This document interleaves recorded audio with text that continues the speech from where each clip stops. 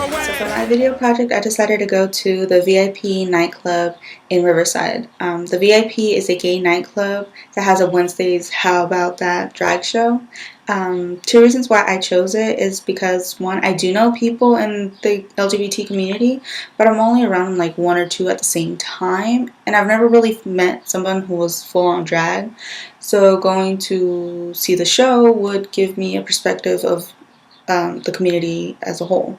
The second reason why I chose it is because I identify myself as a bookworm, likes to stay home, read, doesn't like the idea of the nightlife, doesn't really like the idea of alcohol or any of that. So going to the nightclub would be a complete 180 twist in my point of views and my culture. So, yep, that's why I chose it.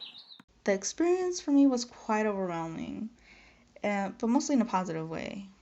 When it got time to getting ready, at first I didn't think much about it, but then I changed my mind because I was getting self-cautious for some reason, and I ended up with a black strapless short dress and blinged out white high heels. And when I came out of the room and my family saw me, and they're just like, I thought this was his homework assignment, you look really different, which shows how different this culture is from me because I'm a really conservative person. When we arrived at the VIP, I had a little freak out moment that after I got my bracelet, checked my ID, paid the fee, and walked into the club, I walked right back out. And there was only 10 people at that time inside the club. But then I told myself, you know what, just get it over with. You're just being silly. So I took a deep breath and walked back in, and I think that was the only time I actually freaked out. Afterwards, we went to go play pool while we waited for the show, and we started talking to the people playing pool next to us, and one of them even started playing with us, showing us how to play pool. Then we went to go get ready for the drag show. We sat down, and Madam Mayhem came up, and she introduced herself, gave out jokes, make sure everybody was comfortable. And Abel pointed out that some girls were staring back at me, and that was a little weird. When it came time to dancing, I didn't really dance, but I did dance in my seat. So technically, although I wasn't on the dance floor, I was dancing. So I tried contributing to that. How I felt. At the beginning, I felt really uncomfortable. I was excited when I was getting ready, but when we were actually on the way to the club, and when I walked into the club, I freaked out a little and I hesitated. Quite a lot. But I told myself, you know what, just adapt to the environment, learn from this experience. And I took a little bit of courage, walked back in, and I did not regret it. Every second of it, I loved it. The show was amazing. The people were just welcoming, the nicest people you can meet. The drag queens, they were just, oh my god, just filled with confidence, which made me feel like more confident too. Like I got off their vibe, which I thought was pretty cool.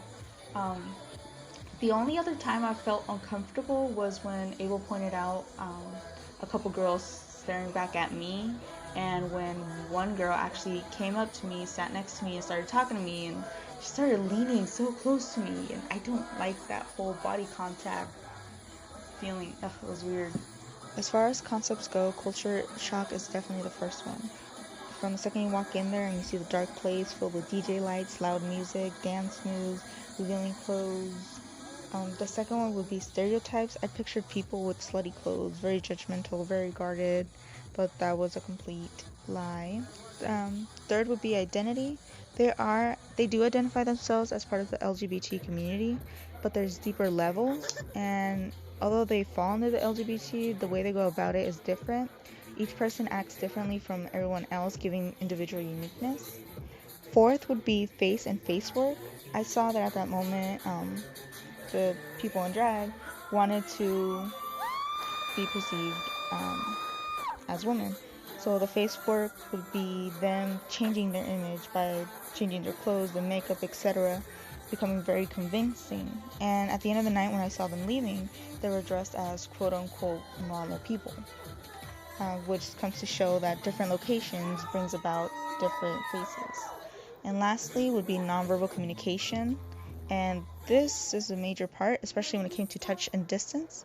They were very touchy and usually at an intimate and personal distance, and that didn't seem to offend or bring anybody's guards up. There was a lot of eye contact and a lot of gestures as well. Okay, what I learned about myself is that when I know I'm going somewhere out of my norm, I imagine all these stereotypes to base what my experience will be like. As I get closer to a different culture, I become self-cautious, hesitant, and guarded. But the moment I say let's go and actually take the first step, I leave the idea of stereotyping at the door and just go through the night and let it all take in. I also learned that no matter how different cultures can be, they all share the same idea of community, and sometimes the thing that you find most uncomfortable actually end up giving you such a feeling of welcoming, safety, and belonging. I learned quite a lot from this experience. I noticed that there are different styles to a performance. For example, some were innocent, some were more R-rated, some were dramatic, and others were just pure dancing.